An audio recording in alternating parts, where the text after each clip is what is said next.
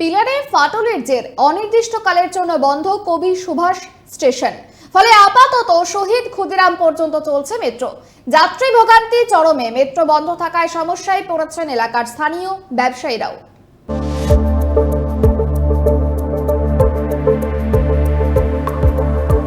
Metro terminal কবি Subhash metro, সেই metro স্টেশনেই এবারে ফাটল ধরা পড়ল গত সোমবার দিন। তারপর থেকেই এই মেট্রো স্টেশনে কার্যত মেট্রো চলাচল কিন্তু বন্ধ করে দিয়েছে মেট্রো কর্তৃপক্ষ। মেট্রো কর্তৃপক্ষ সূত্রে যেটা জানা যাচ্ছে যে একাধিক জায়গায় ফাটল, পিলারে এবং স্টেশনের যে মেঝে রয়েছে সেই মেঝেতে ফাটল ধরা পড়ে।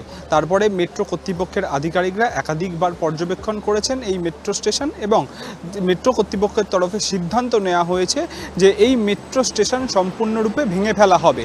তারপরেই কিন্তু আবারও মেট্রো চলাচল স্বাভাবিক করা হবে এই মেট্রো স্টেশনে। প্রায় 9 মাস সময় লাগবে এই মেট্রো স্টেশন সম্পূর্ণরূপে ভেঙে ফেলে আবারও তৈরি করতে।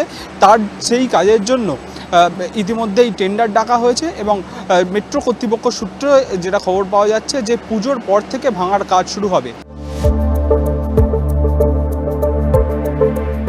তিলোত্তমার লাইফলাইন মেট্রো। প্রতিদিন কয়েক লক্ষ মানুষ মেট্রোয় যাতায়াত করেন।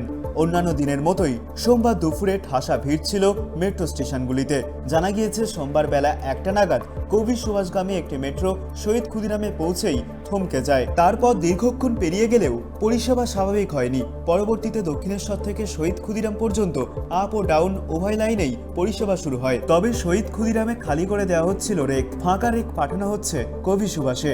ভারী বৃষ্টির জেরে কবি সুভাষ মেট্রো স্টেশনের পিলারে ফাটল দেখা দিয়েছে। তার ফলেই পরিষেবা চালু করা সম্ভব নয়। পিলারে ফাটলের জেরেই এবার অনির্দিষ্টকালের জন্য কবি সুভাষ মেট্রো স্টেশন বন্ধ রাখার সিদ্ধান্ত নেওয়া হয়েছে, যার জেরে চরম ভোগান্তির মুখে পড়তে হচ্ছে নিত্যযাত্রীদের। মেট্রো দেখলাম এখান থেকে চলছে না, বলা হলো যে শহীদ ক্ষুদিরাম থেকে যাওয়ার জন্য বা শহীদ ক্ষুদিরাম যাওয়ার রাস্তা আমি নিজেও জানি না। এখান থেকে ওনারা ইনস্ট্রাকশন দিলেন যে গড়িয়া থেকে অটো ধরে আই থিঙ্ক শহীদ ক্ষুদিরাম পর্যন্ত যেতে হবে।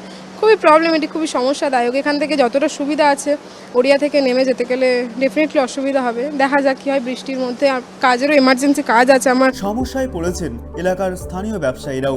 মেট্রো বন্ধ থাকায় নিত্যযাত্রীরাও খুঁজে নিচ্ছেন বিকল্প রাস্তা। এলাকার দোকানে ভিড় কমেছে, ফলে ব্যবসায়ীদের পড়তে হচ্ছে ক্ষতির মুখে। অনেকেই জানিয়েছেন আগের মতো ক্রেতা আসছে না, যার প্রভাব সরাসরি পড়ছে দৈনন্দিন বিক্রির উপর। মেট্রো না চললে আমাদের ব্যবসা বাণিজ্য খুব সমস্যা। বাড়িঘর ধরে সংসার ধর্ম আছে, চালানো যাচ্ছে না। মেট্রো চললে আমরা ব্যবসা বাণিজ্য যাতে করতে পারি, সেই সুবিধাটা যদি হয়। খুব সমস্যার মধ্যে আছি, মাল জলে এই সব পড়ে আছে। আমরা চাই যাতে মেট্রো কাজ তাড়াতাড়ি চালু হোক, মানুষের যাতায়াত সুবিধা হোক। আর মেট্রো বন্ধ মানুষের অনেক কিছু প্রবলেম হচ্ছে, মানুষের ব্যবসা প্রবলেম, যাতায়াত প্রবলেম, অনেক সমস্যা হচ্ছে। আমি যাতে চাই যে তাদের মেট্রোর কাজ চালু করে শেষ হোক। যে মেট্রো কর্তৃপক্ষের আধিকারিকরা এবং কেএমআরসিএল এর আধিকারিকরা তারা কিন্তু বারে বারে পর্যবেক্ষণ করছেন কোথায় কোথায় ফাটল রয়েছে, কিভাবে সেটা ঠিক করা যায়। এবং মেট্রো কর্তৃপক্ষ সূত্রে এটাও খবর পাওয়া যাচ্ছে যে এই মেট্রো স্টেশনের নিচে যে মাটি রয়েছে সেটা দীর্ঘদিন ধরে কিন্তু ধীরে ধীরে বসে যাচ্ছে, যার জেরেই এই ফাটল দেখা গিয়েছে এই মেট্রো স্টেশনে। ইতিমধ্যেই গত সোমবার থেকে মেট্রো স্টেশনে সম্পূর্ণরূপে যাত্রী চলাচল কিন্তু বন্ধ করে দেওয়া হয়েছে এবং এই মুহূর্তে যে মেট্রোগুলি এইখানে আসছে সেইগুলি কিন্তু ঘুরিয়ে আবার শহীদ ক্ষুদিরামে নিয়ে যাওয়ার জন্য সেই মেট্রোগুলি আসছে, যার জেরে সাধারণ নিত্যযাত্রীরা কিন্তু অত্যন্ত অসুবিধার মধ্যে পড়েছেন। তেমনটাই কিন্তু নিত্যযাত্রীরা জানাচ্ছেন। ক্যামেরায় স্বপন রায়ের সঙ্গে অভ্রদীপ দাসের report, drive TV Bangla, Kolkata.